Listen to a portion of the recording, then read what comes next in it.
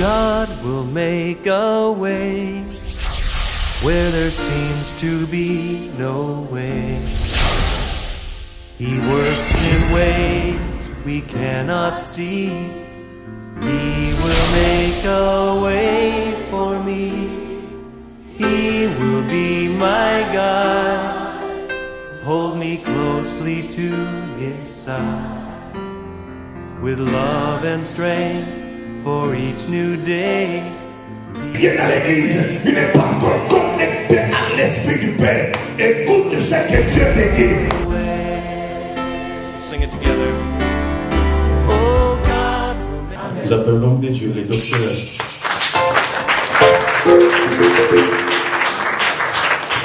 Amen. Amen. Vous allez vraiment m'excuser parce que j'avais deux prédications. J'ai d'abord prêché à mon église au Cameroun. C'était en direct. Si vous avez vos frères dans cette église, il faut les appeler. Ça vient de finir tout de suite. J'ai commencé la prédication à 11h, heure du Cameroun, jusqu'à 15h, heure du Cameroun. Ça fait 16 heures chez vous. Amen. Quand Dieu t'appelle, il n'y a pas que prédication. Parce que Dieu m'a donné un message pour le Cameroun, pour la prospérité de notre nation. Amen. Pour la délivrance de notre nation et aussi la nation africaine. Même si je suis à l'étranger, je prépare le message, je prêche par vidéoconférence. On me voit dans la salle, c'est comme si j'étais présent dans la salle. Amen. Donc, soyez patients, c'est aussi le don du Saint-Esprit. Amen. Devant les mains, nous allons prier pour les autorités et pour tous ceux qui sont élevés en dignité. Nous allons dire à notre Dieu de manifester sa grâce pour que les choses qui sont écrites sur ce papier, tu as écrit des problèmes. Ce ne sont pas tes problèmes. Ce ne sont plus tes problèmes. Ils étaient tes problèmes, comme l'homme de Dieu venait de le dire. Ces problèmes ont été imposés. La souffrance a été imposée. Et comme la Bible dit, priez d'abord pour les autorités et pour tous ceux qui sont élevés en dignité. Il y a les autorités. La première autorité de ce pays, c'est le chef de l'État, le président Hollande, plus les ministres, toutes les institutions gouvernementales. Vous priez, l'armée, la police, la gendarmerie et autres. Nous avons le pouvoir de renverser les raisonnements et de détruire les forteresses. Prions pour les autorités françaises au nom de Jésus de Nazareth. Prie aussi pour les autorités de ton pays d'origine, le Cameroun, le Congo, le Bénin, et ainsi de suite. Prie pour que Dieu touche leur vie, pour qu'ils ne prennent pas les décisions qui vont à l'encontre de ce que le peuple attend. Mais qu'ils prennent les décisions qui amènent la prospérité dans la nation, que la nation soit camerounaise, qu'elle soit congolaise, qu'elle soit tchadienne, qu'elle soit béninoise, qu'elle soit ivoirienne, qu'il y ait la paix au Congo, qu'il y ait la paix au Gabon, qu'il y ait la paix au Cameroun, qu'il y ait le bonheur, la prospérité dans tous ces pays, qu'il y ait la paix en France, qu'il y ait la prospérité en France, parce que nous sommes dans un pays où, qui nous a tendu la main, qui nous a acceptés pour que la paix, le bonheur, la prospérité règne ici. Toi aussi, tu es venu pour partager cette prospérité, pour recevoir cette prospérité dans le nom de Jésus, dans la puissance et l'autorité de Jésus de Nazareth. Que la grâce de notre grand Dieu se manifeste d'une manière particulière. Au nom de Jésus-Christ. Amen. Amen. Acclame très fort le Seigneur. Seigneur, nous, merci. Que Dieu vous bénisse. Aujourd'hui, je vous dirai exactement ce que Jésus a fait pour moi. Amen. Je suis dans le ministère Va et Raconte. Je l'ai toujours dit au pays. Notre église au pays, c'est l'église pentecôtiste chrétienne du Cameroun. Mais mon ministère à moi, mon appel, c'est Va et Raconte. C'est-à-dire, je dois aller dans toutes les nations. C'est pour cela que j'ai arrêté de créer des églises dans le monde. J'ai la possibilité de le faire, matériellement, financièrement, et l'onction. Mais je ne veux plus le faire.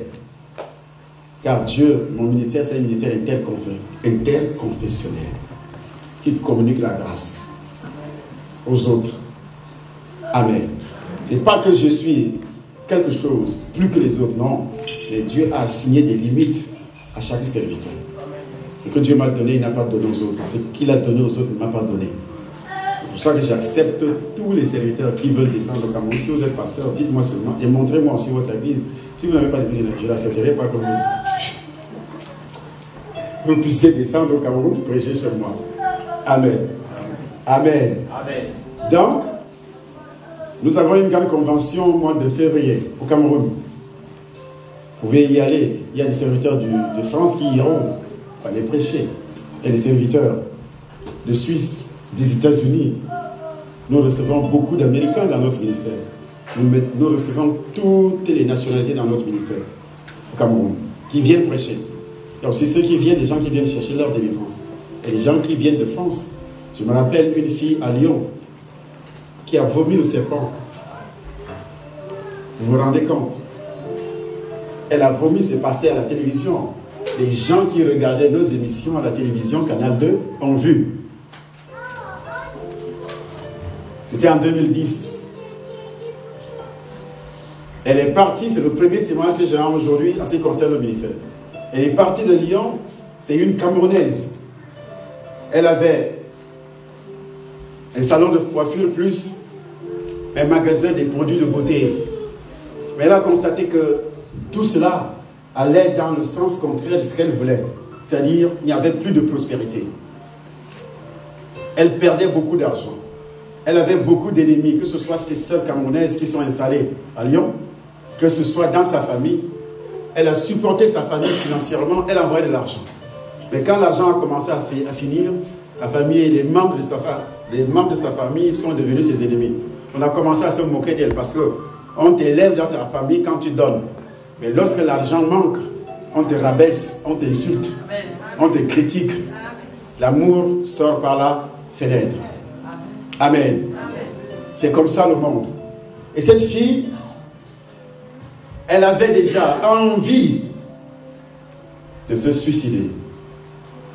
Tous les employés qu'elle embauchait volaient de l'argent, volaient les produits. Le magasin était au bord de la faillite. Elle quitte le Cameroun avec l'idée de se suicider, d'abord en France, et puis elle prend l'avion, elle ne sait pas quelle puissance qui l'amène au Cameroun. Elle ne sait pas où elle va, et elle a une famille dans la ville de Yaoundé. Elle arrive à Yaoundé, mais elle ne contacte pas une seule personne de cette famille. Elle entre directement dans un hôtel. Elle a des problèmes. En France, ça ne marche pas. Elle est rejetée maintenant par sa famille. Elle ne sait plus quoi faire. Pour elle, la solution, c'est le suicide. Comme chez vous en Europe. N'est-ce pas? C'est une notion qui existe dans ce pays. Il faut se suicider. Mais ce n'est pas la volonté de Dieu. C'est la lâcheté. Tu fuis tes responsabilités. Amen. Amen. Alors, à 5 heures du matin, elle s'est réveillée. C'est Dieu qui l'avait réveillée. Elle dit, je vais regarder la télévision. Elle commence à fouiller les chaînes. Elle tombe sur le canal 2, la chaîne commerciale du Cameroun. Et c'est moi qui passe entre 5h et 6h. Un homme qui s'adresse à elle, comme si je la connaissais, qui décrit ses problèmes, comme si je la connaissais. Or, elle n'était pas croyante, une païenne, qui parle d'elle, comme si je la connaissais. Donc, j'étais en train d'analyser ses problèmes dans la prédication. Elle s'est mise à pleurer. Et on a indiqué le lieu où se trouve l'église, où se trouve l'homme de Dieu avec les numéros de téléphone. Écoutez-moi bien. Elle avait un ami qui avait une voiture, qui est camerounais.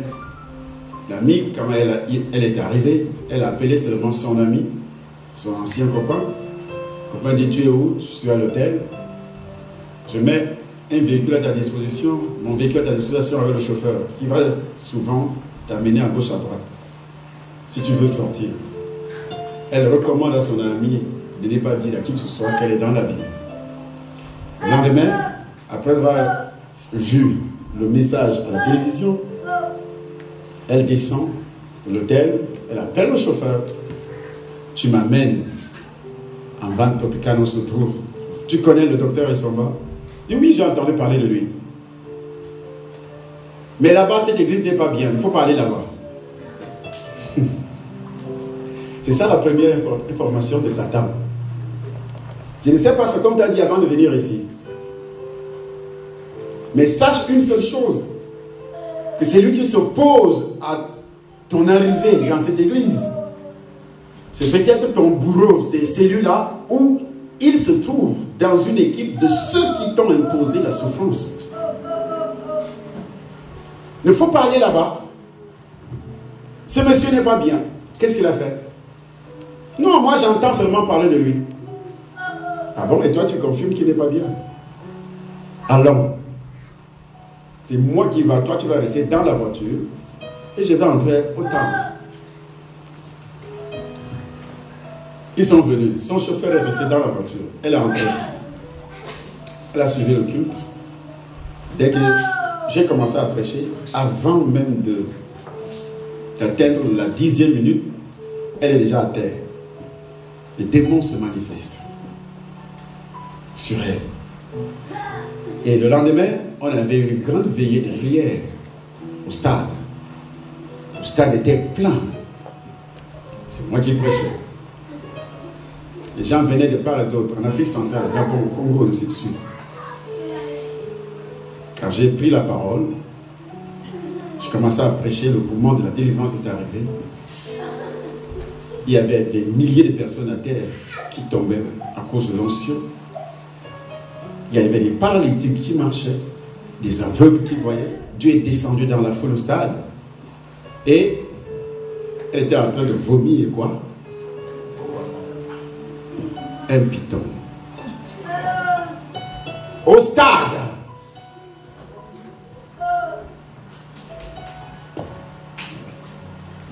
Je vous pose la question. Entre celui qui disait ne va pas et celui qui la délivre, qui a raison et qui est de Dieu? Le diable, le démon, ne veut pas que tu sois délivré. Le sorcier dans ton village a affecté un esprit pour te contrôler afin que tu ne sois pas délivré. Et c'est cet esprit qui va envoyer les gens contredire les messages. Cet esprit également peut entrer dans ta tête pendant que tu me regardes. Au lieu d'avoir de l'amour, au lieu d'aimer le message, tu commences à haïr le message, à contredire dans ton esprit. Et pourtant tu es dans la salle et tu me regardes. Et tu critiques même le message. Or, c'est cet esprit qui travaille déjà dans ton subconscient. Il a une mission. Le diable a une mission. Jean chapitre 10, verset 10. Nous lisons. Il a une mission. Le diable hait la réussite. Le diable, c'est qui? C'est le sorcier.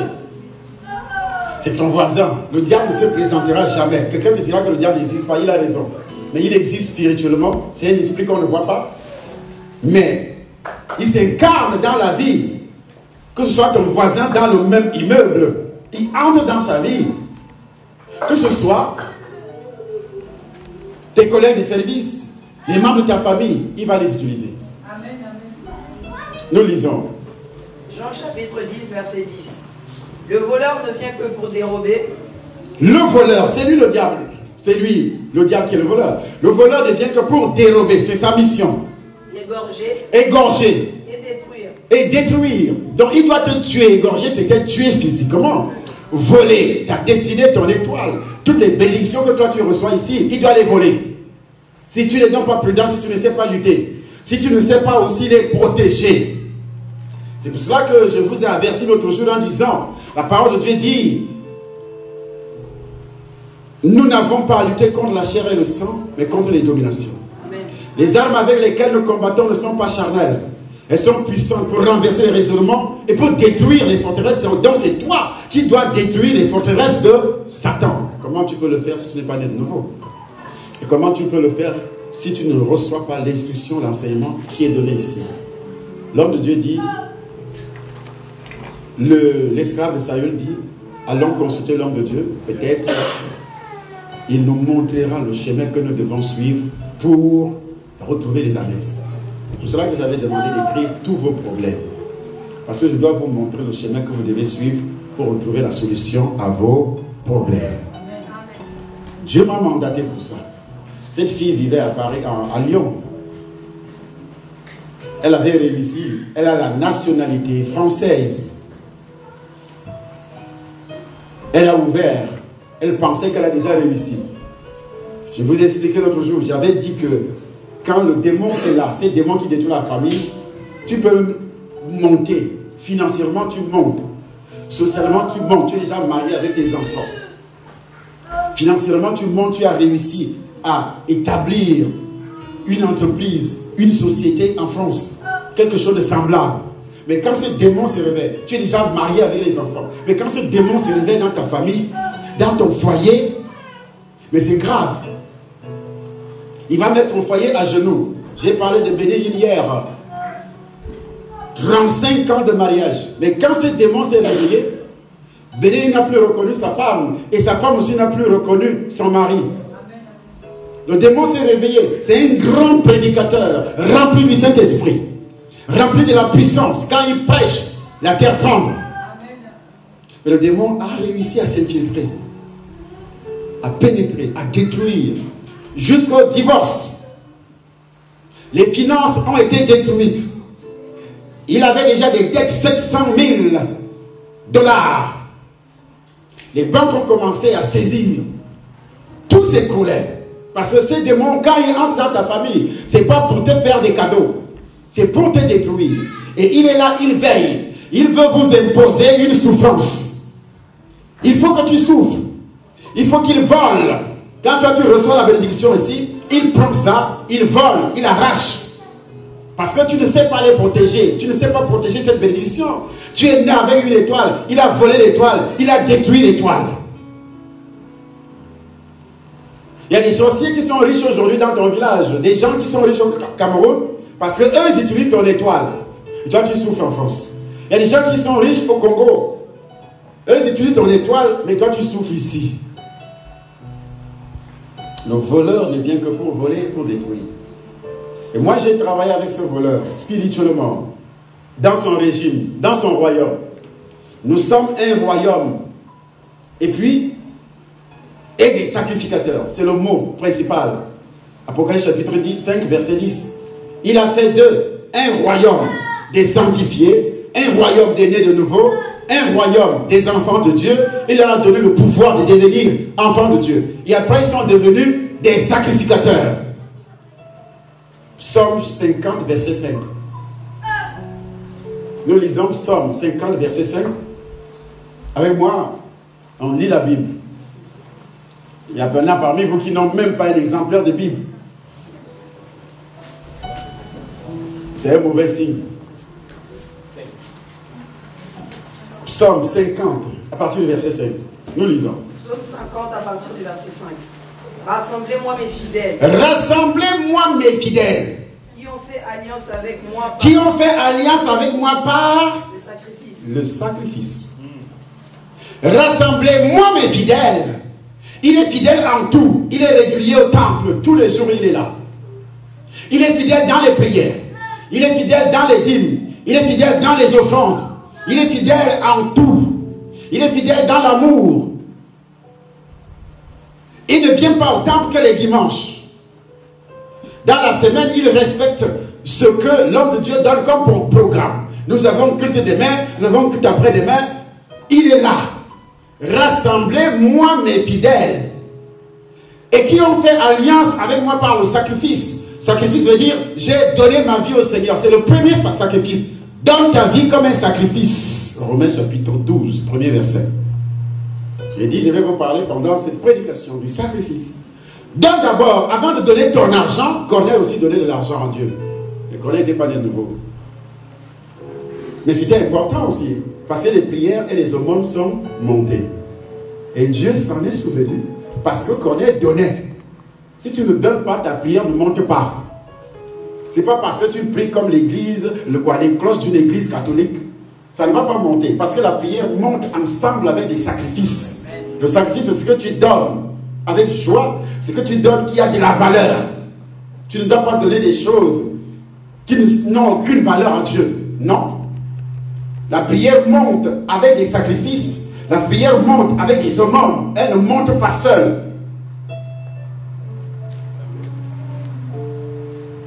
Rassemblez-moi mes fidèles qui ont fait alliance avec moi par le sacrifice. Rassemblez. et qui ont fait alliance, c'est-à-dire, cette alliance, tu vas crier le matin, et Dieu dira, avant midi, moi voici. Tu vas demander les papiers, Dieu touche les cœurs des autorités pour te donner les papiers. Tu vas demander l'argent, pas demander. Tu vas commencer à créer une entreprise. Là où tu es là, puisque tu as écrit des choses, des problèmes que tu as, tu dois aussi écrire ce que tu dois faire.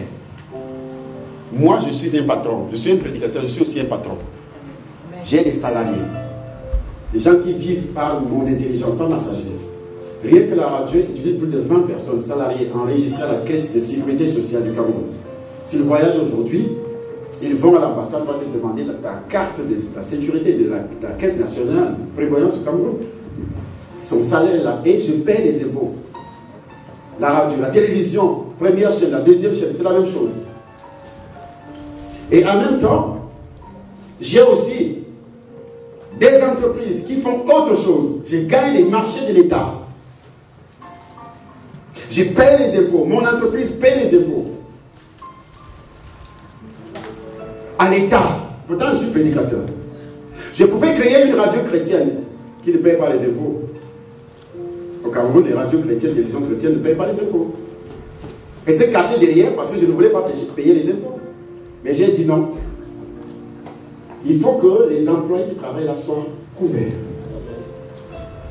Ils ne doivent pas travailler et vivre dans la mendicité. Il faut qu'ils aient un salaire. Et il faut créer une entreprise parce que si tu as une radio chrétienne, les sociétés ne viendront pas faire les annonces. Il n'y aura pas de subvention que tu vas gagner.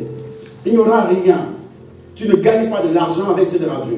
Et moi j'ai réfléchi, dit, je préfère payer les impôts et gagner de l'argent avec cette radio. Et je gagne. Je ne regarde pas seulement l'évangile. Au niveau de l'évangile, Dieu m'a béni. Plus de 10 000 âmes. Si chaque âme donnerait seulement 1000 francs, ça me fait déjà combien? 10 millions de francs CFA par jour, parce qu'il y a culte tous les jours. Je deviens l'homme le plus riche du Cameroun. Quel ministre qui gagne l'argent chez nous? Même le président de la République n'a pas ses salaires. N'a pas ses salaires. N'a pas ses salaires. S'il faut que nous puissions regarder les choses vraies, n'a pas ses salaires. S'il faut que quelqu'un vive bien au Cameroun, le premier riche du Cameroun serait son roi. Eux-mêmes, ils ont écrit ça sur un rapport. Je suis sorti l'homme de Dieu le plus influent de l'année au Cameroun 2013. Les journaux en ont fait écho. Et la plus grande église du Cameroun, c'est moi. Tu ne trouveras pas 10 000 personnes dans un temple catholique, même pas protestant. Mais en Vatican, tu trouveras. C'est une bénédiction de Dieu. C'est une élévation de Dieu. Et dans tout ça, je ne regarde pas que j'ai le grand arbre, j'ai des arbres. J'ai créé des entreprises. Par le salaire, tu ne peux pas gagner de l'argent et devenir riche ici en France. C'est impossible. Tu vas vivre seulement pour payer les impôts, 2000 €, je paye le loyer, 900 €, je paye les factures. Après, même la dîme, tu ne payeras pas. Et quand on va commencer à parler d'argent ainsi, tu vas te fâcher comme le pasteur. Parce que tu es pauvre. Tu seras le premier à décrier dehors. Il demande trop d'argent. C'est le pauvre qui dit ça. C'est pas le riche. Hein? Quand tu es riche, tu t'en fous. Tu t'en fous. Tu peux sortir n'importe quel. Aux États-Unis, les gens achètent des bateaux. Pas n'importe quel bateau. Ils dépensent 10 millions de dollars pour acheter un bateau et donner pour l'œuvre de Dieu. Mais en Europe, qui peut faire ça? En Europe, ici, qui peut faire ça? Il y a un démon. C'est ce démon qui est sur tous les francophones. Amen. Et ce démon, c'est le satanisme, c'est la sorcellerie. Il dépense dans les régimes occultes beaucoup d'argent. Tous ces gens que vous voyez qui sont des hommes d'affaires sont dans les régimes occultes. Amen.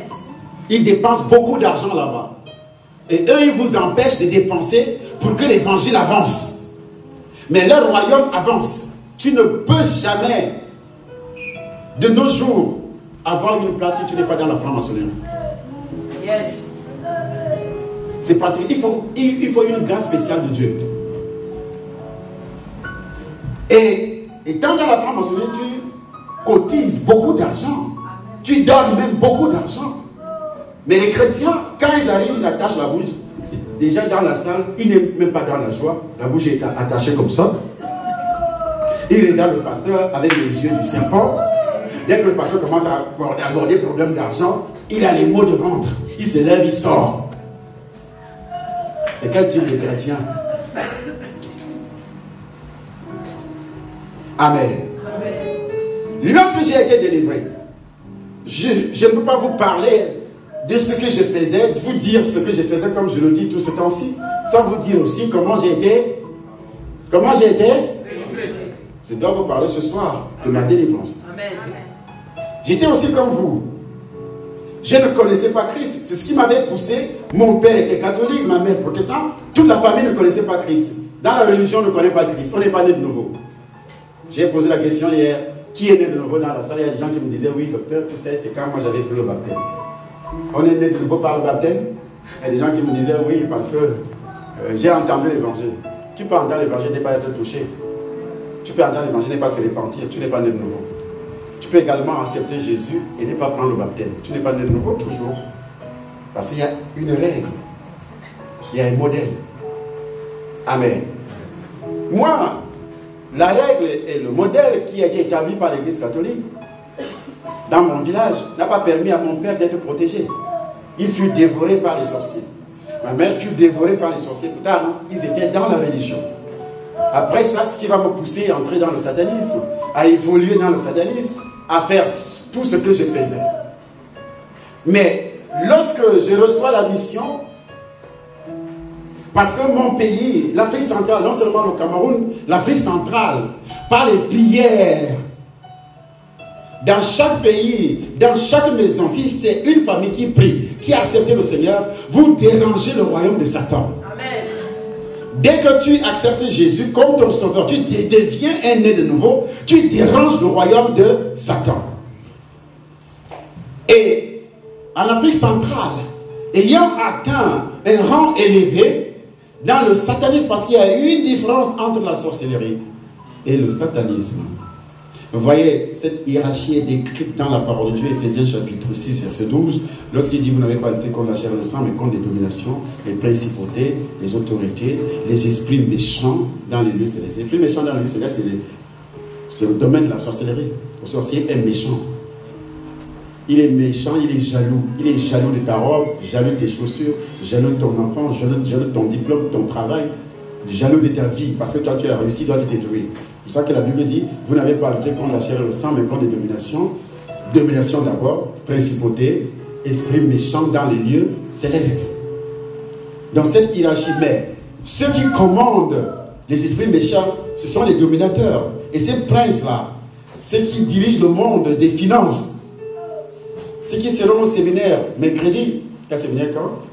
Mercredi, vont entendre comment le monde-ci est dirigé spirituellement, financièrement. Je vais te donner tous les détails de ce que moi je voyais. Mais aujourd'hui, je vous parle de la délivrance. Quand j'arrive dans la ville de Yaoundé, j'avais grandi parce que je suis arrivé à Yaoundé, je n'avais pas encore 20 ans. Je suis entré dans le satellite, je n'avais pas encore 20 ans. Et je reçois cette mission. Il faut établir ce qu'on appelle le temple pour détruire l'église de réveil. Parce qu'il y avait un homme de Dieu qu'on appelait l'apôtre Bakel. Paix à son âme. Je crois que l'homme de Dieu, les hommes de Dieu le connaissent. C'est cet homme-là et son frère, le pasteur Moukori, qui ont amené le réveil au Cameroun. Et le royaume des ténèbres avait juré de leur faire la peau. D'abord, les démons, les satanistes ont réussi à les diviser. Ils ne s'entendaient plus. Même jusqu'à l'heure où ils ne se disaient plus bonjour. Vous voyez dans votre famille ce qui se passe, les divisions. Entre toi et ton mari. Tu es marié aujourd'hui, mais votre mariage, c'est seulement de forme. Quand vous sortez, quand vous riez ensemble, mais dès que vous rentrez dans la chambre, c'est des problèmes. Puisque vous êtes dans un pays développé, où la femme est absolument et extrêmement protégée. Le diable passe par là pour détruire aussi. Or, le mariage, c'est une institution de Dieu. Amen. Mais toi, tu penses que c'est une institution matérielle parce que tu as la maison, parce que tu as les enfants et que tu perçois un salaire sur des enfants. Donc, je n'ai plus besoin du mari. C'est ces démons-là qui t'inspirent de cette façon. Je n'ai plus besoin du mari. Je peux le mettre dehors quand je veux. Je peux faire de lui ce que je veux. Or, pour Dieu, c'est une institution divine qui doit être, la Bible dit, que le lit conjugal soit honoré de tous. Amen. Honoré. Honoré veut dire, tu respectes, la femme se soumet à son mari. Mais quand ce démon arrive, Satan arrive, tu ne te soumets plus. Tu commences à regarder la loi. Quand tu viens d'arriver, tu ne connaissais pas les informations. Tu ne connaissais pas aussi tout ce qui se passe sur le terrain. Tu as des amis qui te racontent. Voilà, si tu... C'est ton mari. Qu'est-ce qu'il faut avec lui? On te dira, il faut le mettre dehors. Il faut le mettre dehors. Tu as déjà eu une maison, tu as déjà un appartement, tu as déjà des enfants. L'État va te payer, tu es bien protégé. Tu vois comment Satan parle.